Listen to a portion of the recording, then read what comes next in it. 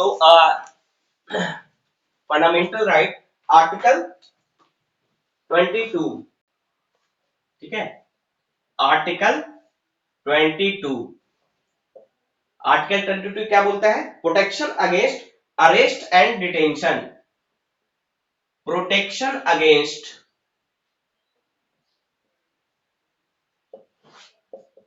Arrest and detention,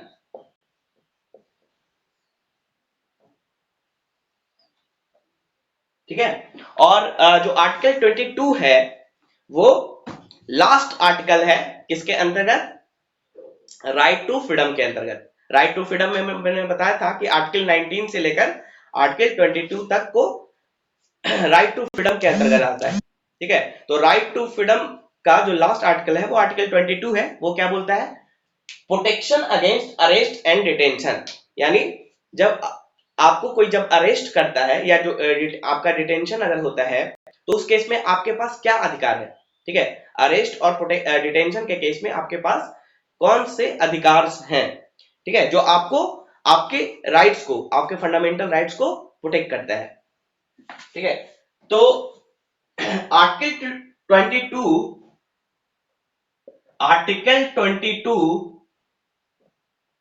grants protection to persons who are arrested or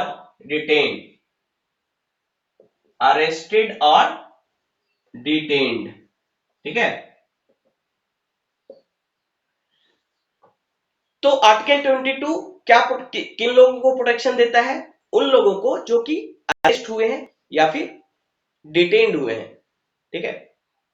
तो उन लोग को प्रोटेक्शन ग्रांट करता है।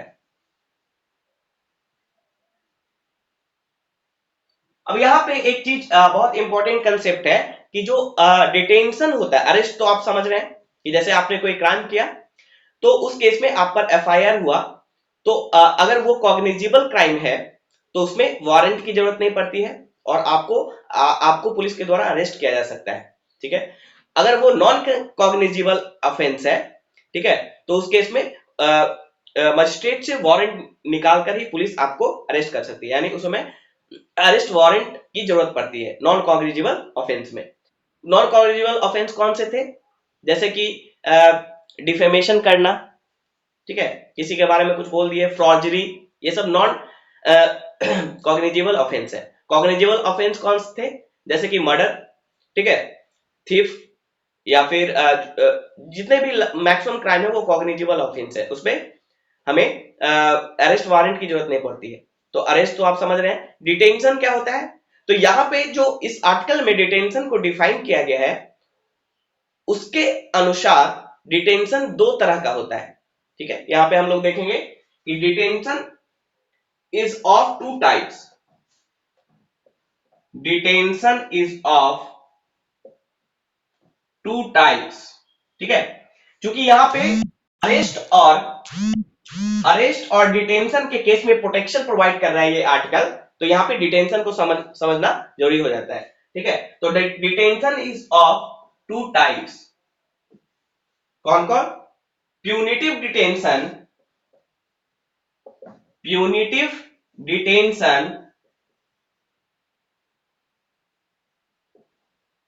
एंड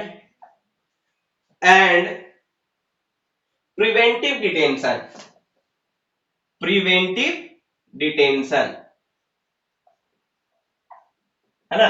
और डिटेंशन और अरेस्ट में मैंने बताया था आपको कि डिटेंशन का मतलब क्या होता है, या तो आपको आपके घर में ही डिटेन किया जा सकता है या तो जेल में ले जाकर डिटेन किया जा सकता है। तो डिटेंशन में घर में भी आपको वहां पे आपको कैद किया जा सकता है, होम कन्फाइनमेंट किया जा सकता है, ठीक है।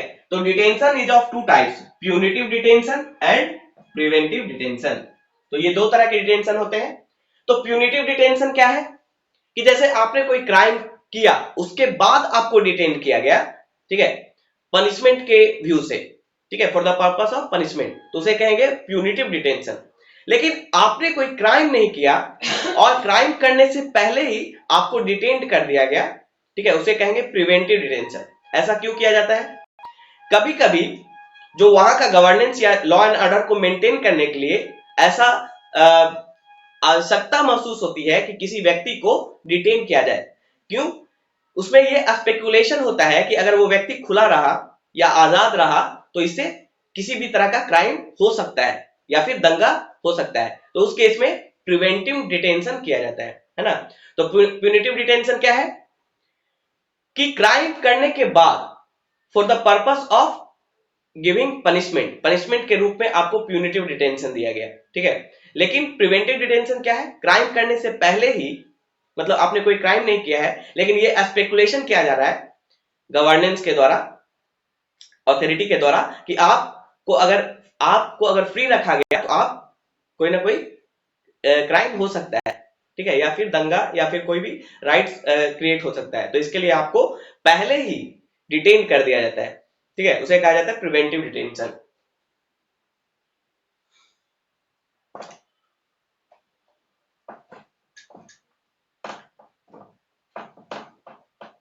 ओके, तो यहां लिखेंगे punitive detention, punitive detention,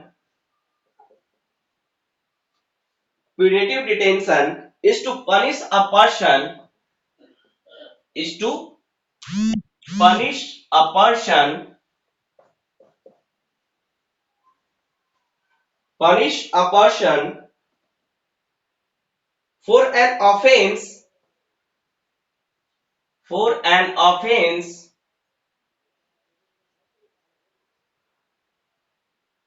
committed by him, committed by him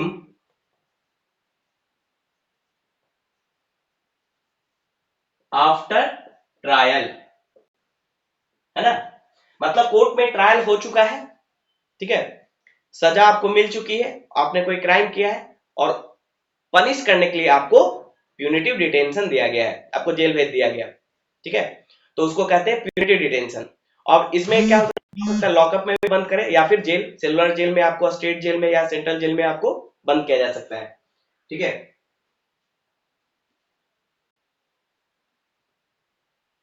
after trial and conviction,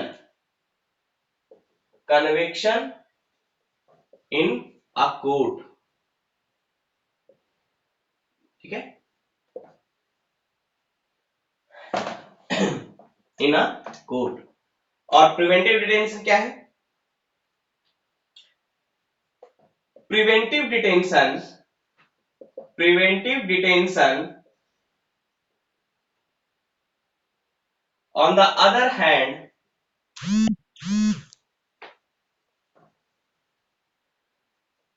on the other hand means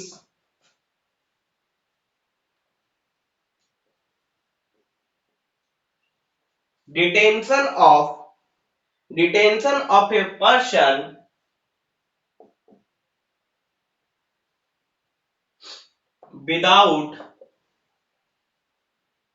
without trial and conviction by a court, trial and conviction by a court, ठीक है, बिना trial, बिना conviction के, बिना सजा साबित हुए, बिना ट्रायल किए हुए आपको डिटेन कर दिया जाता है, उसे कहते हैं प्रिवेंटिव डिटेंशन।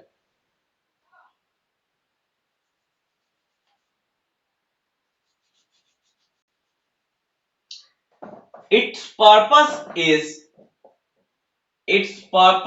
is to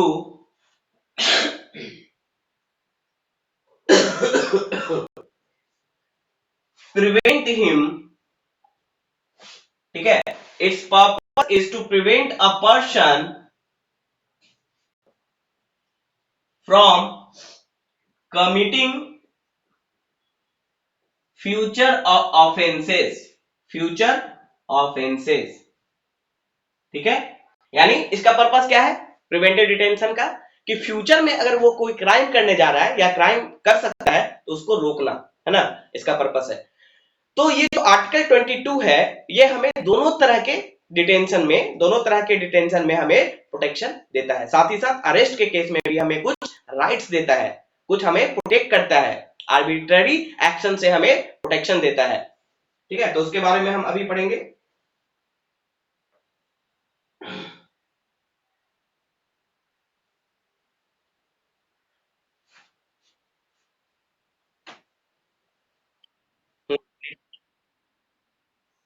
कहां पे?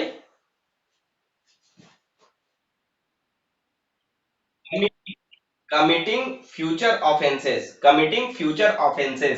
फ्यूचर ऑफेंसेस मतलब भविष्य में किया जाने वाला क्राइम, यानी भविष्य में हो सकता है क्राइम कर दे, तो उससे प्रोटेक्ट करने के लिए पर्सन को रोकने के लिए उसे, ठीक है, ये प्रिवेंटिव डिटेंशन लगाया जाता है।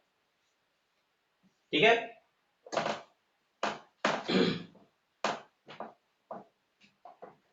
ओके, नेक्स्ट देखिए article 22। The article 22 has two parts. ठीक है, the article 22 has two parts. The first part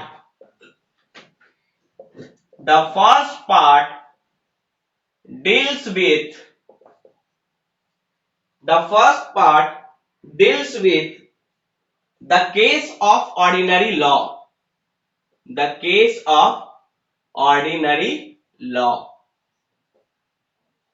ठीक है।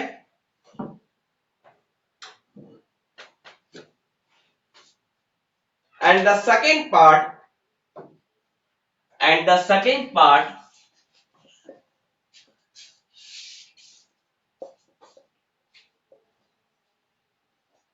deals with the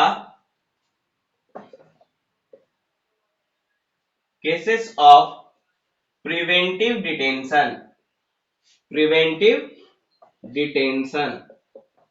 है ना।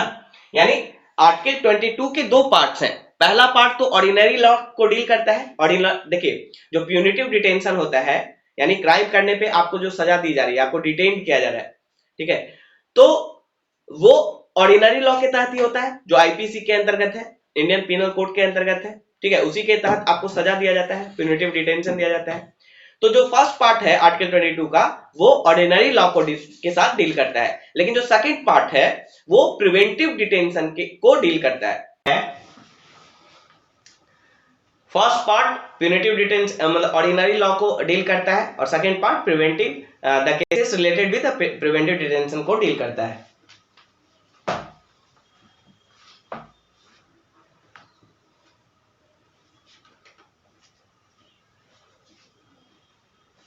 अब देखिए यहां पे इंपॉर्टेंट क्या है कि जो फर्स्ट पार्ट है वो कौन कौन से राइट्स प्रोवाइड करता है, यानी ऑर्डिनरी लॉ के केस में, यानी प्यूनिटिव डिटेंशन और अरेस्ट के केस में कौन कौन से राइट हमें प्रोवाइड करता है आर्टिकल 22।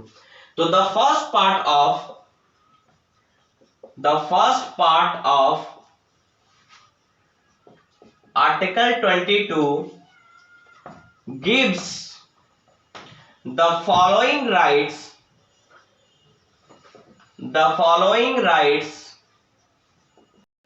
to a person, ठीक है। और ये राइट्स जो है ये सिटीजन को भी अवेलेबल है और फॉरेनर को भी अवेलेबल है, क्योंकि जो सिर्फ सिटीजन को जो राइट अवेलेबल है वो कौन कौन सा है? 15, 16, 19, ठीक है, 15, 16, 19, 29 एंड 30, ठीक है। तो ये 5 सिर्फ सिटीजन को है, बाकी जितने भी फंडामेंटल राइट है वो सिटीजन को भी और फॉरेनर दोनों को अवेलेबल है। तो ये जो आर्टिकल 22 है वो फॉरेनर के लिए भी अवेलेबल है और सिटीजन के लिए भी अवेलेबल है। तो जो फर्स्ट पार्ट है आर्टिकल 22 का, जो पहला पार्ट है वो ये फॉलोइंग राइट्स प्रोवाइड करता है किसी भी पर्सन को। पर्सन करने का मतलब वो दोनों हो जाएगा, ठीक है, सिटीजन भी और फॉरेनर भी। पहला क्या है? Right to be inform of the ground of arrest. पहला क्या राइट है? Right to be informed right to be informed of the ground of the arrest, ground of the arrest. ठीक है, पहला राइट क्या दिया गया है कि किसी भी व्यक्ति को अगर पुलिस ने ऑर्डिनरी लॉ के तहत अरेस्ट किया है तो उसका अधिकार है कि उसे बताया जाए कि किस बेसिस पे, किस ग्राउंड पे उसे अरेस्ट किया गया है, मतलब उसने क्या क्राइम किया और उसके खिलाफ क्या एफआईआर दर्ज हुआ है और क्यों उसे अरेस्ट किया जा रहा है। तो ये पहला राइट है। मतलब पुलिस को ये पावर नहीं है कि बिना कारण बताए हुए ही आपको आकर अरेस्ट करके ले जाए। ठीक है, तो उसे पहले कारण बताना होगा कि किस ग्राउंड पे आप अरेस्ट कर रहे हैं। अगर वो कॉग्निजिबल क्राइम है तो अब उसे अरेस्ट वारंट की जरूरत नहीं है। ठीक है, अगर नॉन कॉग्निजिबल क्राइम है तो आपको अरेस्ट करने से पहले उसे अरेस्ट वारंट की जरूरत होगी। ठीक है, तो ये पहला राइट आर्टिकल 22 प्रोवाइड करता है। दूसरा राइट कौन सा है, जो पहला पार्ट है आर्टिकल 22 का, वो जो कि ऑर्डिनरी लॉ से रिलेटेड है, वो ये पहला राइट देता है। दूसरा राइट क्या है, दूसरा राइट है right to consult and right to consult and be defended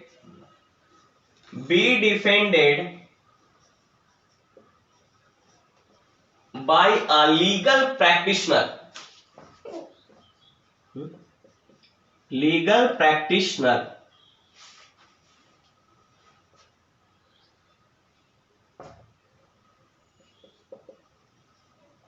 ठीक है, right to consult and be defended by a legal practitioner, यानी आपको अरेस्ट किया पुलिस ने, अब आपका अधिकार है कि आप किसी भी लीगल प्रैक्टिशनर को कंसल्ट करें, पुलिस आपको नहीं रोक सकती है।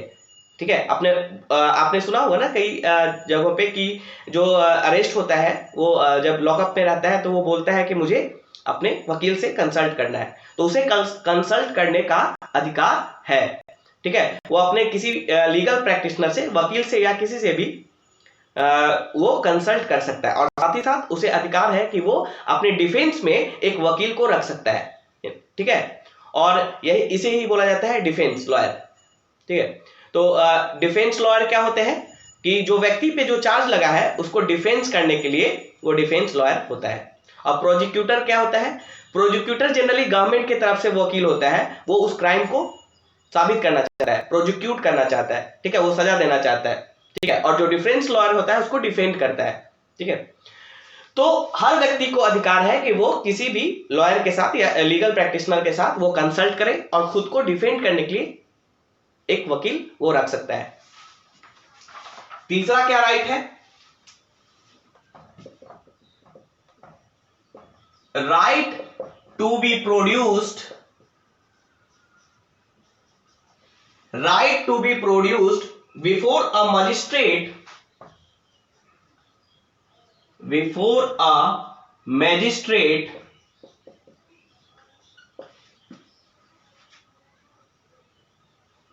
within 24 hours। ठीक है, यानी 24 घंटे के अंदर आपको मजिस्ट्रेट के सामने पेश करना पड़ेगा पुलिस को। ठीक है, ये आपका अधिकार है कि पुलिस आपको 24 घंटे से ज्यादा रिमांड में नहीं रख सकती है, उसको अरेस्ट करने के 24 घंटे बाद उसे मजिस्ट्रेट के सामने पेश करना पड़ेगा। ठीक है, अब मजिस्ट्रेट के ऊपर है कि वो आपको फिर से पुलिस रिमांड में भेजता है या फिर जुडिशियल कस्टडी में भेजता है, पुलिस कस्टडी में भेजता है फिर से, या फिर जुडिशियल कस्टडी में भेजता है।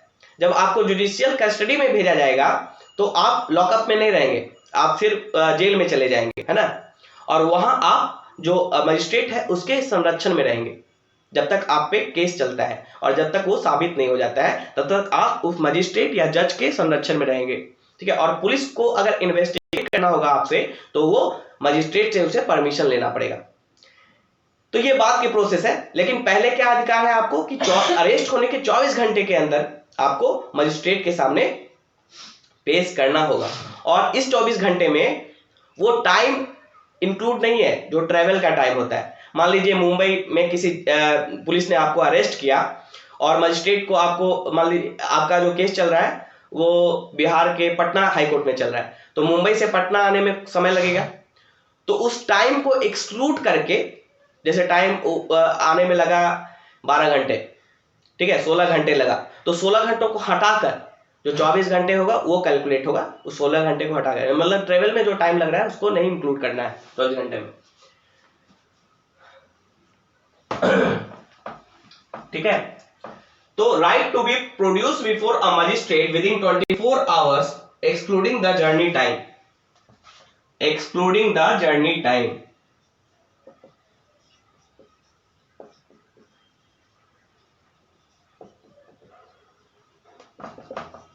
नेक्स्ट राइट क्या है? Right to be released, right to be released, right to be released after 24 hour, after 24 hours unless the magistrate authorizes further detention, unless the magistrate authorizes further detention। ठीक है, यानी आपको arrest किया गया तो 24 घंटे अगर बीत गया और आप मजिस्ट्रेट के सामने पेश नहीं हुए तो आपको फ्री करना पड़ेगा पुलिस को, ये आपका राइट है। 24 घंटे के बाद आपको फ्री करना है। अगर मजिस्ट्रेट के पास पेश कर दिया और मजिस्ट्रेट ने फर्दर डिटेंशन के लिए बोला तो आपको फिर से सजा, मतलब फिर से आपको जेल में रहना होगा। लेकिन जब मजिस्ट्रेट ने अगर कुछ नहीं इस पे विचार किया या नहीं कुछ बोला तो आपको फ्री करना पड़ेगा पुलिस को, है ना, 24 घंटे के बाद। तो ये आपका फंडामेंटल राइट है। तो these are the 4 rights available under article 24, ठीक है, under ordinary laws. Ordinary laws का मतलब प्यूनिटिव डिटेंशन के केस में, यानी सजा जो दिया जा रहा है उसके केस में, arrest and punitive detention ordinary law के तहत। अब यहां पे देखेंगे कि प्रिवेंटिव डिटेंशन के रिलेटेड क्या राइट्स दिए गए हैं। ठीक है, प्रिवेंटिव डिटेंशन से रिलेटेड क्या राइट्स प्रोवाइड किए गए हैं।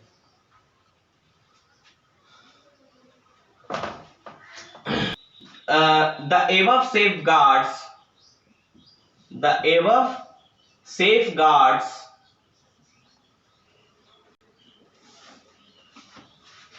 are not available, are not available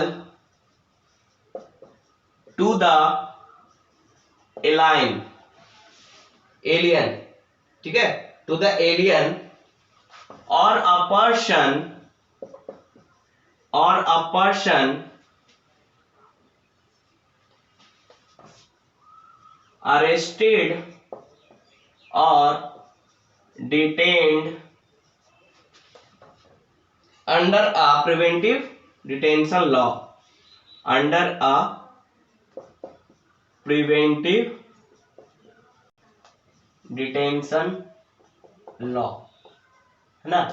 यानी जो एबव सेफगार्ड, मतलब जो हमने डिस्कस किया ऊपर में जो 4 राइट्स थे, ठीक है, जैसे कि right to be inform of the grounds of the arrest, ठीक है, right to consult and be defended by a legal practitioner, ठीक है, right to be produce before a magistrate within 24 hours and right to be release after 24 hours unless the magistrate authorises further detention. ये जो 4 rights दिए गए थे वो safeguard foreigners के लिए अवेलेबल नहीं है और साथ ही साथ वैसे व्यक्तियों के लिए भी अवेलेबल नहीं है जिसे प्रिवेंटिव डिटेंशन लॉ में अरेस्ट या डिटेन किया गया है ना।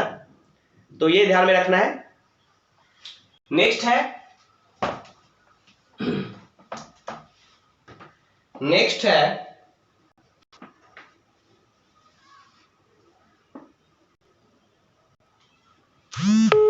एक और यहां पे कंसेप्ट है कि the supreme court also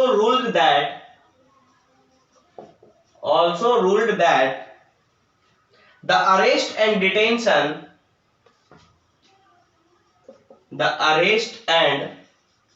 detention in the first part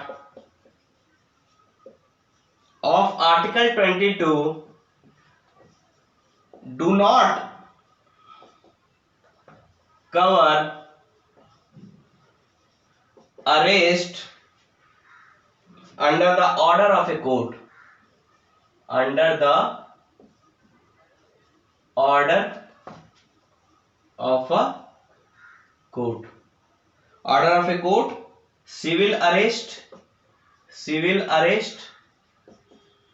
ठीक है, arrest on failure to pay the income tax, arrest on failure to pay the income tax, ठीक है,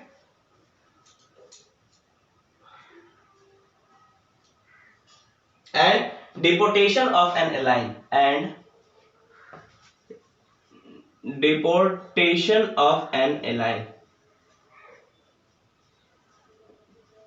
एलियन, ठीक है।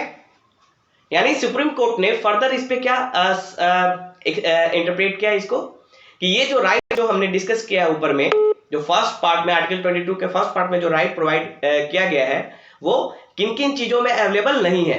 तो वैसे अरेस्ट में जो कोर्ट के ऑर्डर के द्वारा अरेस्ट हो रहा है, जैसे कोर्ट ने ऑर्डर निकाला, कोर्ट ने कोई डिफेमेशन का कोर्ट के साथ एक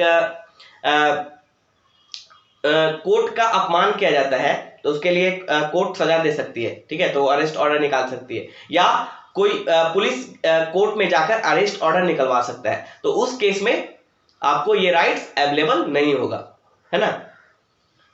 उसके साथ साथ सिविल अरेस्ट में, यानी सिविल मैटर्स में ये अवेलेबल, जैसे लैंड से रिलेटेड अगर कोई केस है उसमें अरेस्ट करने जा रही है पुलिस, या फिर डॉरी से रिलेटेड कोई केस है, या फिर विवाह से रिलेटेड कोई केस है, तो उस केस में आपको ये राइट्स अवेलेबल नहीं होगा, ठीक है। साथ ही साथ अरेस्ट और फेल्योर टू पे द इनकम टैक्स, यानी इनकम टैक्स अगर आपने पे नहीं किया है तो उस केस में जो इनकम टैक्स जो ऑफिसर आपको अरेस्ट करने जाएंगे तो उस केस में भी आपको ये राइट अवेलेबल नहीं रहेगा। ये जो 4 राइट हमने डिस्कस किया है। साथ ही साथ डिपोर्टेशन ऑफ एन एलियन, यानी कोई भी फॉरेनर व्यक्ति है उसको डिपोर्ट करने के लिए, उसका वीजा खत्म हो चुका है, ठीक है, उसको डिपोर्ट करना होगा या किसी तरह का उसने क्राइम किया, तो उस केस में जब अरेस्ट करने जाएगी पुलिस तो उस केस में भी वो 4 राइट्स अवेलेबल नहीं होंगे इनके पास। तो ये सब एक्सेप्शन आपको याद रखना है, क्योंकि एग्जामिनेशन में हमेशा, खासकर यूपीएससी के एग्जामिनेशन में हमेशा एक्सेप्शन से उठाता है, ठीक है, जहां पे सुप्रीम कोर्ट का इंटरप्रिटेशन होता है और जहां पे एक्सेप्शन क्रिएट होता है वहीं से क्वेश्चन ज्यादातर आता है एग्जाम में। तो ये सारी चीजें याद रखिएगा कि कोर्ट ऑर्डर के केस में, कोर्ट ऑर्डर के द्वारा अगर कोई अरेस्ट किया जा रहा है तो उस केस में, ठीक है, या फिर सिविल मैटर के केस में, या फिर आपने इनकम टैक्स नहीं भरा है उस केस में, या डिपोर्टेशन के केस में, ये राइट्स आपको अवेलेबल नहीं है। Okay, clear. अब सेकेंड पार्ट देखते हैं। यहाँ पे सेकेंड पार्ट में किस तरह के राइट अवेलेबल है, यानी प्रिवेंटिव डिटेंशन के केस में कौन कौन से राइट अवेलेबल हैं। ओके, तो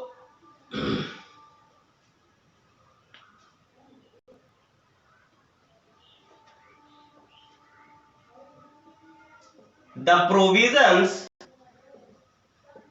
provisions in the second part of Article 22 which deals with the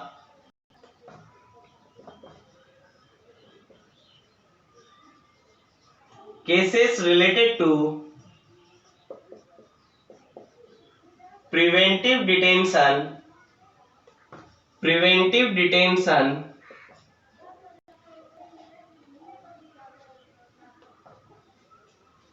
are available to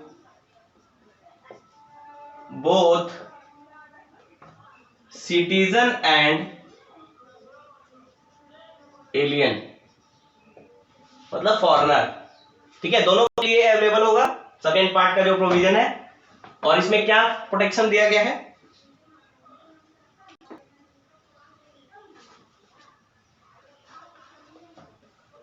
Following protections are provided to a person who is arrested or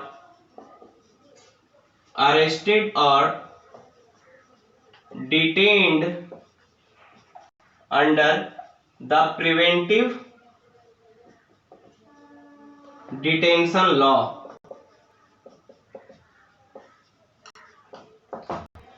तो कौन कौन से राइट्स दिए गए हैं वो देखेंगे हम यहाँ पे कि प्रिवेंटिव डिटेंशन के केस में कौन कौन से राइट्स दिए गए हैं। ठीक है,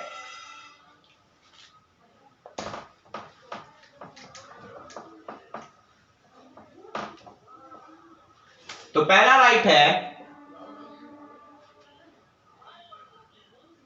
the detention of a person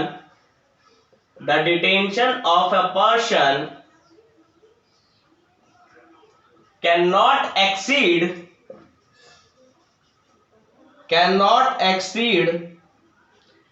3 months. Cannot exceed 3 months unless an advisory board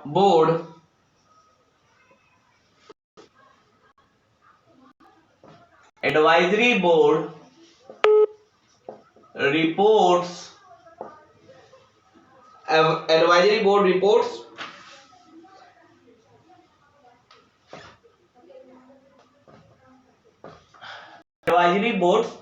advises to do so.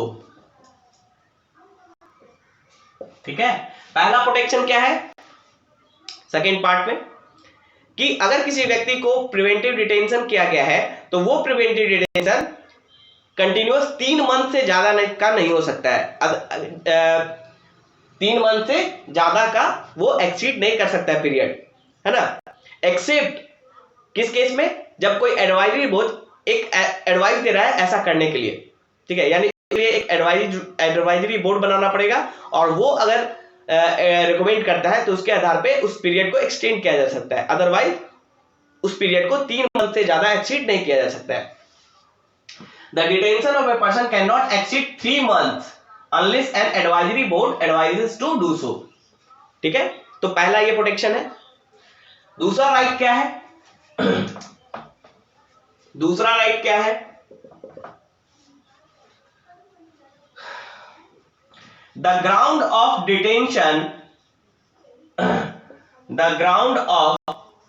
detention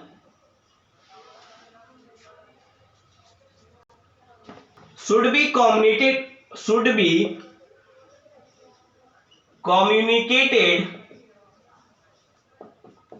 to the person, to the detenu मतलब जिसको डिटेन किया गया है। ठीक है, तो किस ग्राउंड पे, यहां भी ये राइट आपके पास अवेलेबल है कि किस ग्राउंड पे डिटेन किया गया है वो आपको कम्युनिकेट करना पड़ेगा, बताना पड़ेगा जिसको आपने डिटेन किया है। ठीक है, तो उसका फंडामेंटल राइट है। तो ये जो ये दो राइट्स दिए गए हैं। तीसरा राइट क्या है?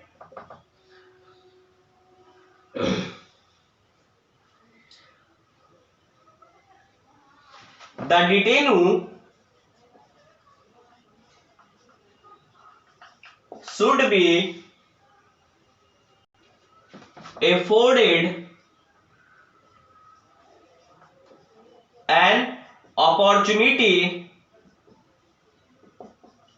ठीक है, opportunity to make a representation against the detention, to make the representation